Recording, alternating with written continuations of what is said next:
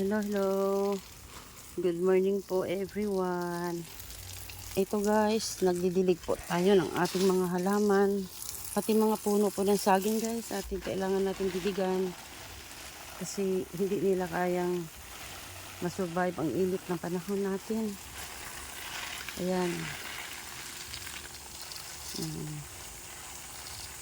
Puro ano tayo ngayon, puro dilig. Puro dilig ang ano natin, ganap natin today. Ayan. Yung mga saging ko guys, ano na sila.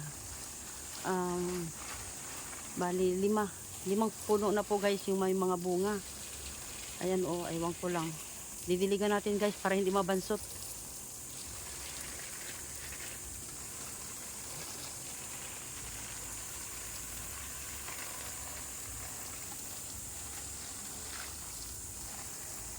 Ayan.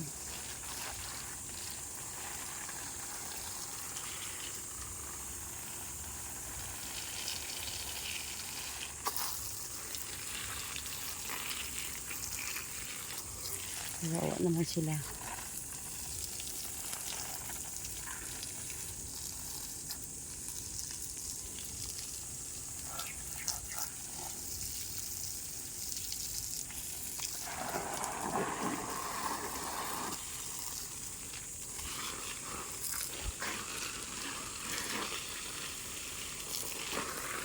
Ayun naman guys yung avocado natin. Ayan. Kailangan natin iligan. Ayan, puno niya. Tapos yun naman ang langka. Ayan, may bunga na yan guys. Ayan, sa taas.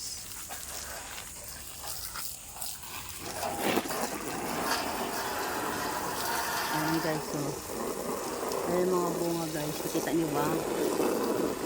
Ayan, malapit na yata mahinog yan guys. Kasi parang medyo iba ng kulay niya guys eh.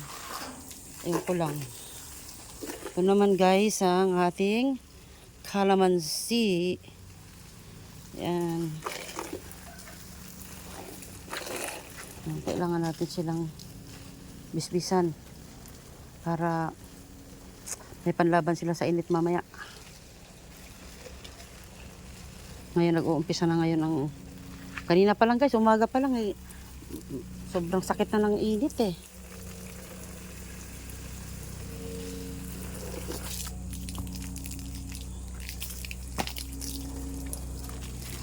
Yan naman guys yung ating puno ng pinya.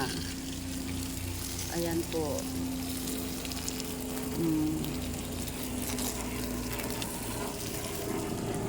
Diligan natin sila.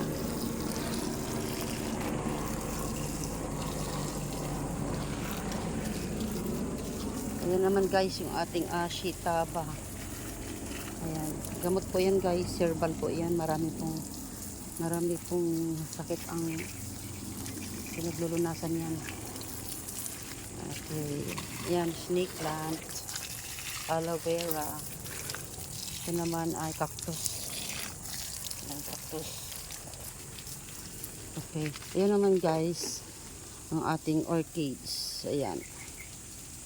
Ayan, namumulaklak na yan guys. Ayan, nag-umpisa na siyang mamumulaklak.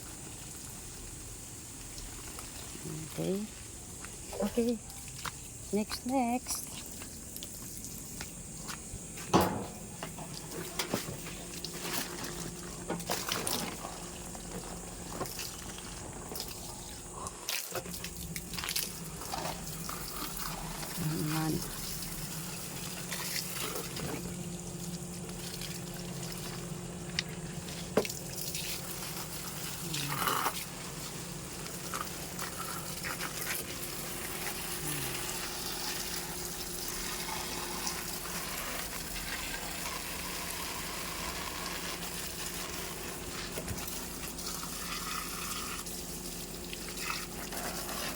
Yan naman guys ang rubber tree po yan.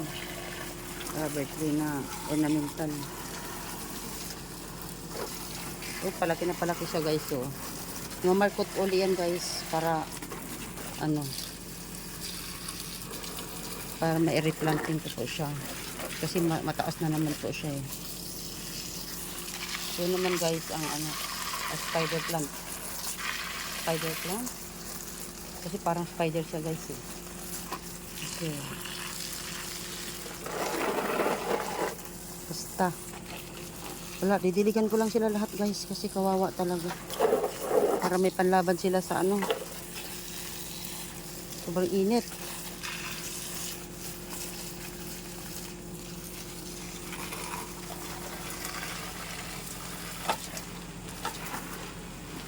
Hindi mo sila pwedeng pabayaan guys. Kailangan araw-araw.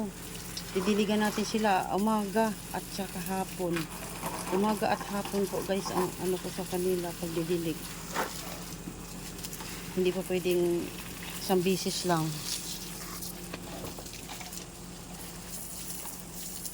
Ito naman guys, yung bayabas na yan guys ay minamarkot ko siya. Minamarkot ko siya guys kasi para pag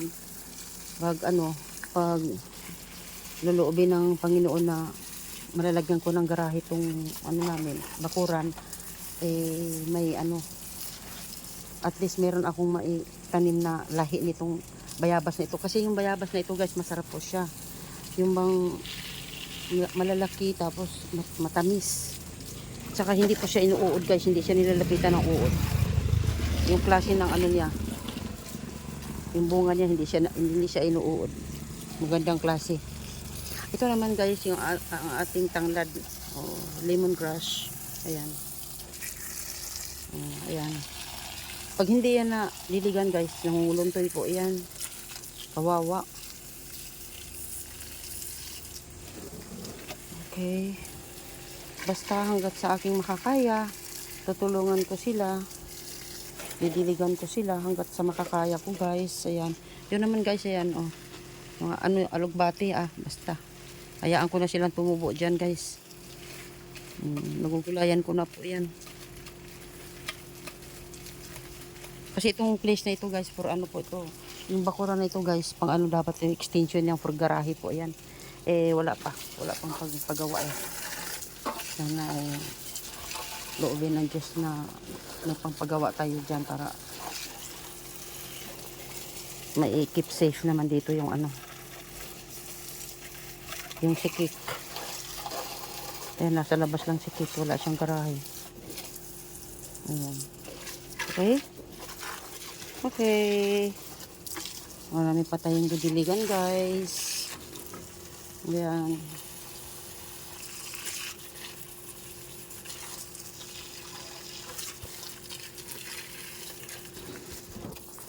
Ayan.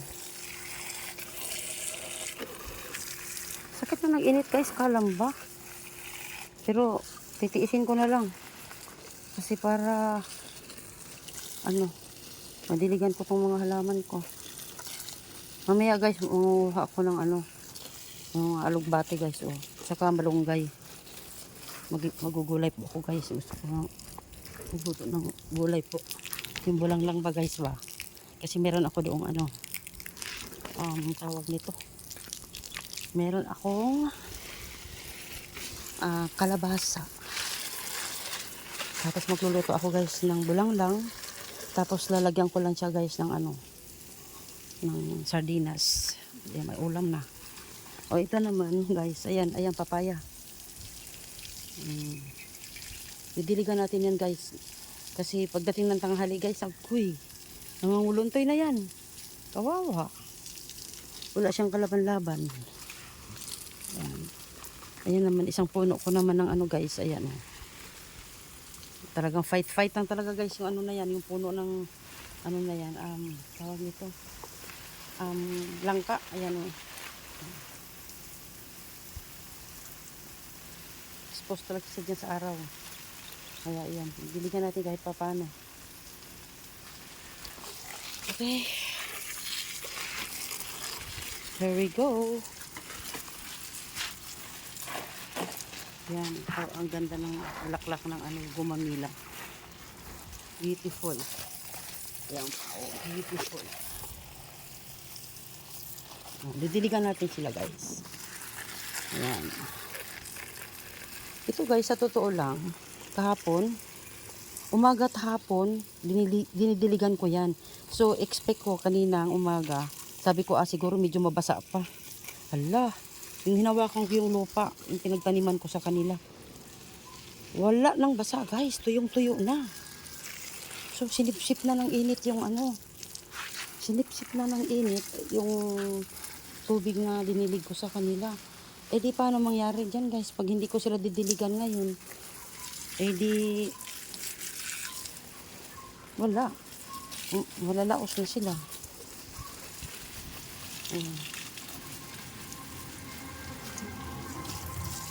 Ayun naman guys, ito, Saint Benedict at saka yung Psalm 91.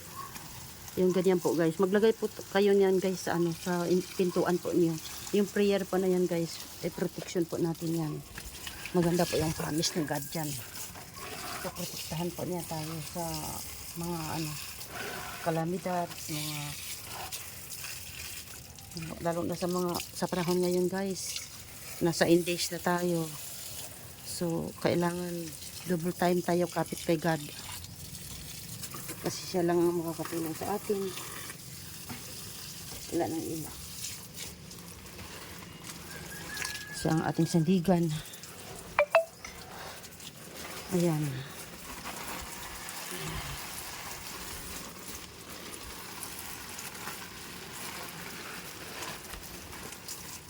Puro dilig tayo guys ngayon. Puro dilig. Ayan.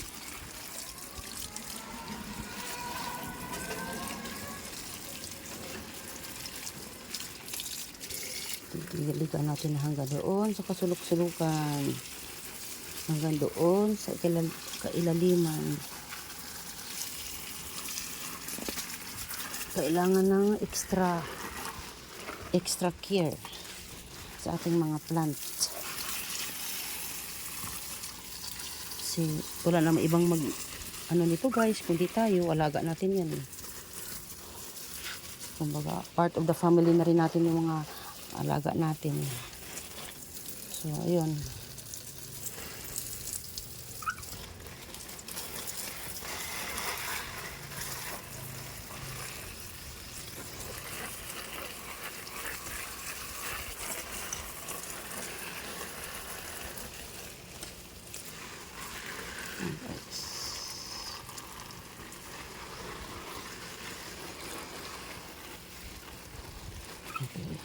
Mga dahon-dahon lang yan guys pero iba pa yung nasa root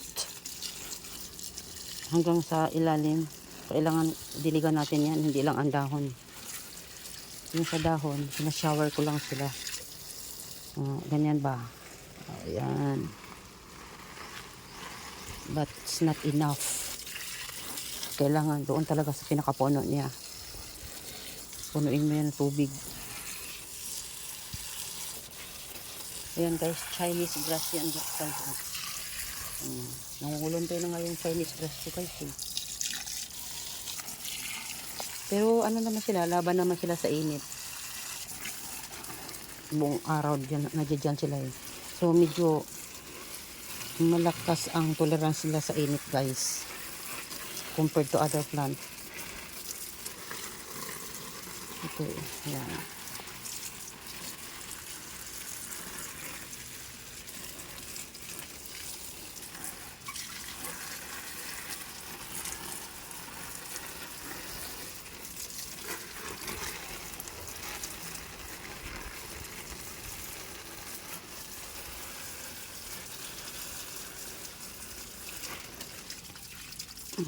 Ayan. Sinisilip ko talaga yan dyan guys kasi baka hindi na shoot sa ano ba, sa puno. Ayan. Sinisilip ko sila, kailangan ma-shoot sa puno. Okay.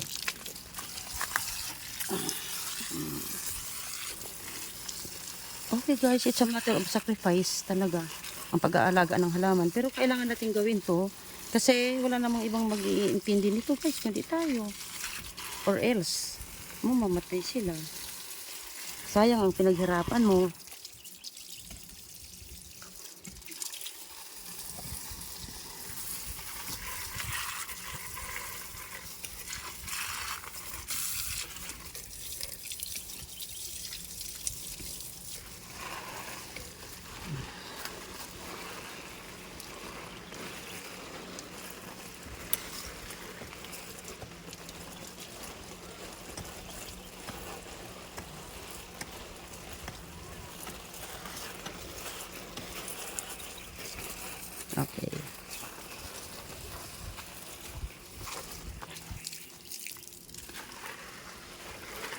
Okay, thank you Lord.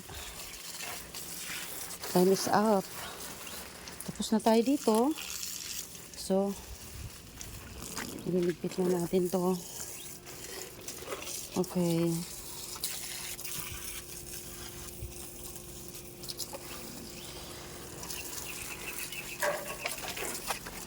Mm.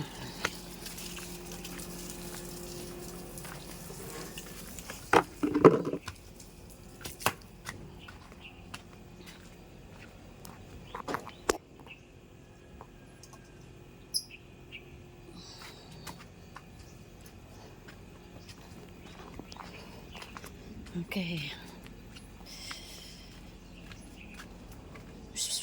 Tiyo. Tiyo. Come. Ayan guys, pusa ko. Come. Ayan. Pasok ka na doon sa loob. Huwag ka magpainit ha. Baka may heat stroke ka. Aking halaga. Guys, Tiyo. Okay. Ngayon guys, i-update ko kayo sa aking mga yung langka. Okay, yan po guys. So, kita niyo guys. Ayun. Yung dalawa magkatabi sila guys. Isang maliit, isang malaki. Ayan. Hindi ko nga alam guys kung hinog na yan. Pero wala pa naman nangangamay. Ang alam ko kasi pag nahihinog yan guys, di ba no? Mabango. Wala pa naman.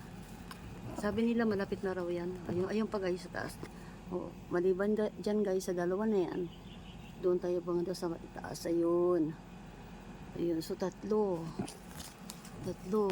And then, doon naman sa banda itaas, doon pa sa banda itaas guys, mayroon pa doon isa, dalawa, tatlo, ayun. Malalaki sila guys, thanks God. Ayan, sana malapit na sila mahinog guys. Okay. Guys, maraming salamat. Thank you so much for watching. Bye-bye.